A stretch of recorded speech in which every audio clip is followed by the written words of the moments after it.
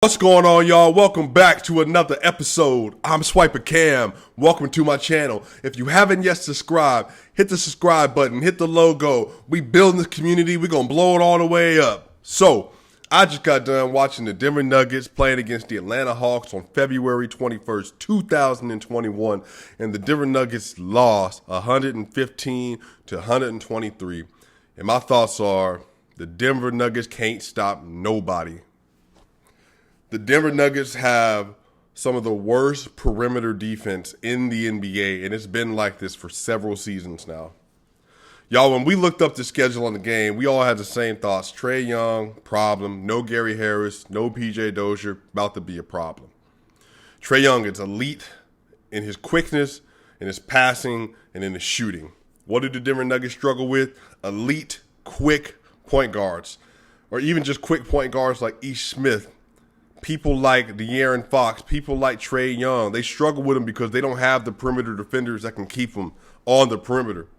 They just don't. And then on top of that, because of the way that the Nuggets defense is designed, they have Trae Young and then Clint Capella, who had 22 points and 11 rebounds today. Clint Capella has historically always given Denver problems. Clint Capella is basically the matchup nightmare for Jokic. He's just a rim runner who's long, tall, and smart. You know, it's one thing to play against Rudy Gobert, but you get somebody like Rudy Gobert, Clint Capella, DeAndre Jordan. You get them lined up with a Chris Paul, lined up with a Trae Young, especially a Trae Young like player who can extend the range on the outside. He's pulling the guards out, and then he's driving to the basket uncontested, throwing lobs up. It's a problem. Jokic isn't a high jumper. That's always been his thing. He's never been a high jumper, and he is not, I repeat, he is not a traditional rim defender and getting 2-3 blocks a game. That's just not his game. He's going to get blocks every now and then. But Jokic is a team defender. He's smart, bodies in position. He knows where he's supposed to be. But the thing is, Jokic has physical limitations because he can't jump with Clint Capella. Now, he did break up an alley-oop today, but for the most part, Clint Capella had his day. Today, Trae Young, 35 points, 6 rebounds, 15 assists, 10 and 19 from the field, 4-7 from the three-point line, and he was 11 and 13 from the free throw line, and he was only a +6 in the game they won by 7. Clint Capella tonight, 22 rebounds, 22 points, 10 rebounds, 8 and 9 from the field. Again, 8 and 9 from the field, and he was 6 of 8 from the free throw line, and he was only a +5. So, y'all, just goes to show you, man, Jokic was a -7, so basically when he wasn't in the game, they lost. And then on top of that, so he was a -7, man, so he didn't play great. It wasn't a great game for Yoke today. Facu Campazzo with the team high +6. RJ Hampton with the team high +4. In a game the Nuggets lost by 7 points. But y'all, here's the great news. This is the news to point out. Jamal Murray, 30 points, 4 rebounds, 4 assists, 11 of 20 from the field, 55%, 3 of 8 from the three-point line, 5 of 6 from the free throw line. Now, he was a -15, but I can't really look at Jamal Murray didn't play great on defense today. He did not play great on defense, but he played good offense. He's playing ball. Check this out. This is 6 games in a row where Jamal Murray has scored 22 points or higher. 6 games in a row. In the last 6 games, Jamal Murray is averaging 31.2 points per game. This is from Josh Eberly on Twitter.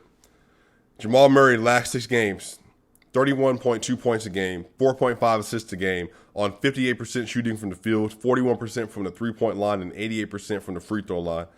In the bubble, Jamal Murray in the playoffs averaged 26.5 points, 6.6 points a game, 6.6 assists per game, 51% from the field, 45% from the three-point line, and then 90% from the free throw line. So not only is he putting up numbers comparable to what he did in the playoffs, but he's averaging more points, but obviously less assists. So, and he's shooting really well right now. So Jamal Murray seems to be on an uptick this year. He's on an uptick the last several games. If I had to speculate, Jamal Murray, again, has been hurt since the 3rd game of the year. We know that. But I think the fact that Jamal Murray's about to miss out on another All-Star game, I do think that's messing with him a little bit. Because Jamal Murray, again, when you're a really good player, when you're a good player, like at least a good player, you don't just have averages over 6-game periods where you're scoring 31.2 points per game and 4.5 assists a game, all 58, 41, 98. Unless you're a really good player. Now, you're an up-and-coming player, or even somebody like Zach LaVine who's shooting the ball really well, scoring really well right now. Donovan Mitchell, you got some young guards that are up-and-coming like Jamal Murray who are situating themselves, but they're players. So when you hear Zach LaVine is averaging over 30 points per game over the last 9-8 games or so, well, Zach LaVine's a baller. He can go. He's an all-star this year. So Murray is in that class in the regular season. He's in the class of the Zach LaVines and the Donovan Mitchells in the regular season, but he doesn't put up the consistent numbers. A lot of that is schematics.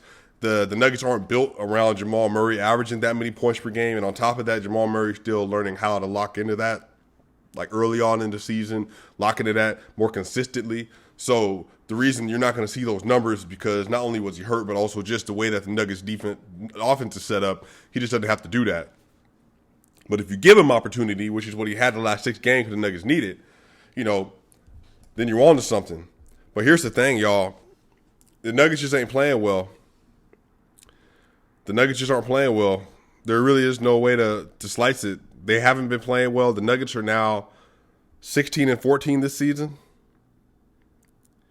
16-14 this season.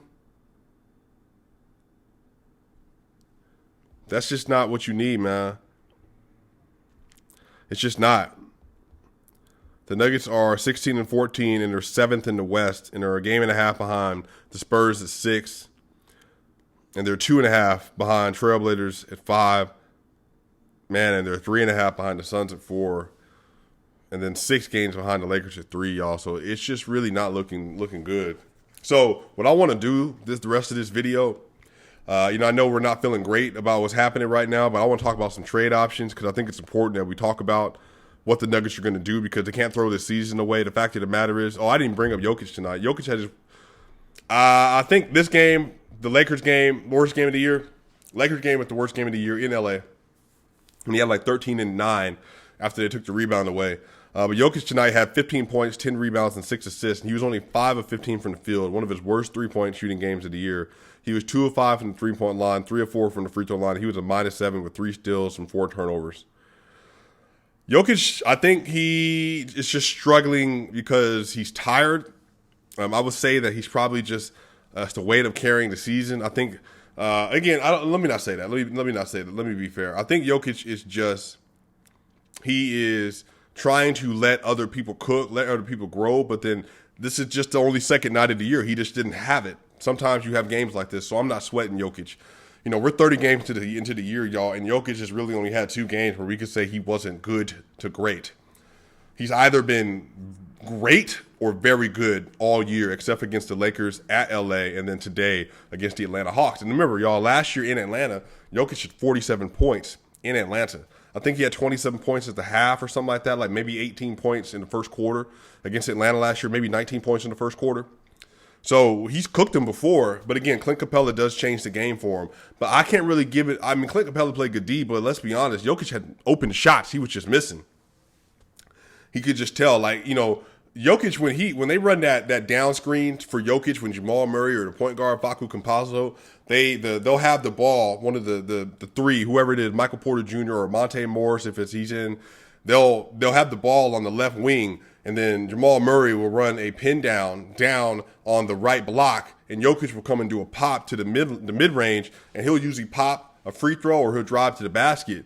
But Jokic missed that today, a bunny. And, so Jokic is shooting 56% or something on the year in the mid-range. So you're not used to Jokic missing those shots, because he's just so money from there. Him, Kawhi Leonard, Joel Embiid, those are folks that when they get the ball in the mid-range, you basically think it's going in.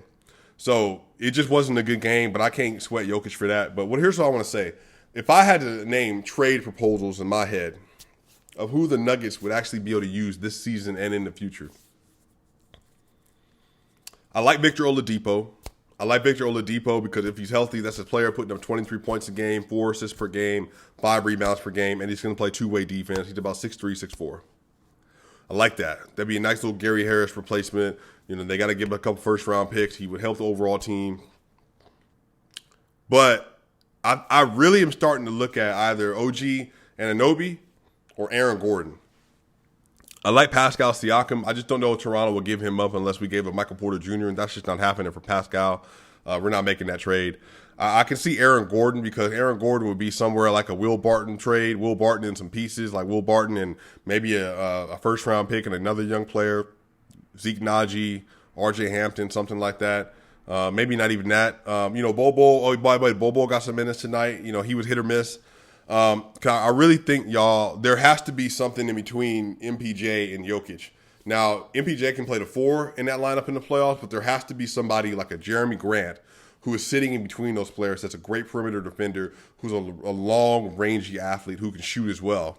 And I just think where the Nuggets are right now, we don't have perimeter defense with Gary out.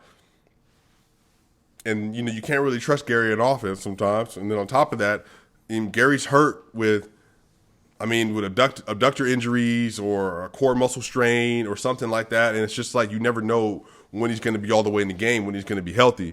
So the Nuggets are going to have to do something. I think Anunoby would look great. I believe they tried to draft Anunoby a few years ago. It might have been 2017 draft. I can't remember. Don't quote me on that. But I think he'd be great for this team at the starting 3 with MPJ at the 4. I think if you got somebody like Aaron Gordon who's able to be a rim runner in some ways, he can shoot, he can play good defense, he can play defense on big wings. He's about 6'8", very athletic. He can shoot. They're gonna have to do something, y'all. Because the trade deadline, I think, is March 31st. We got the All-Star game coming up on March 7th. There has to be something, because I can't see the Nuggets seeing they're at the 7th seed right now. You're not looking great. And then with that, you're 4 games behind, like the 4th seed right now. So you're going to have to start winning games, and they're losing games. And the other teams are streaking. And so right now, other teams are streaking, and Nuggets are falling. I mean, granted, the Nuggets I think they're 4-3 in their last 7. Let me look and make sure. Let's see. So from the Cleveland Cavalier game, y'all, we played the Cleveland Cavaliers, the Thunder, the Lakers, Celtics, Wizards, Cavaliers, and then the Hawks. So since the Cavaliers game, 1, 2, 3, 3-2, 4-2, 4-3. So 4-3, y'all. And then before that, we lost 3 games. So really, they're 4-6 in the last 10. I'm sorry, y'all. That's just not going to do it. That's not going to cut it. I know that we're trying to figure stuff out, but we got the Trailblazers up next, we got the Wizards up next, and the Thunder up next. So I know they're trying to figure it out. I know it's a lot of stuff happening right now. They're trying to put a good team together. They're trying to integrate 7 new players, but at some point, the Nuggets are going to have to make a decision on what they want to be, what they want the season to be, because right now they're just kind of wading water, and so we're going to have to see. So anyway, y'all, let me know in the comment section what you think about this game, what you think about the Nuggets trade options, what you think they ought to be doing. How's Jamal Murray looking to you? Why do you think Jokic struggled tonight?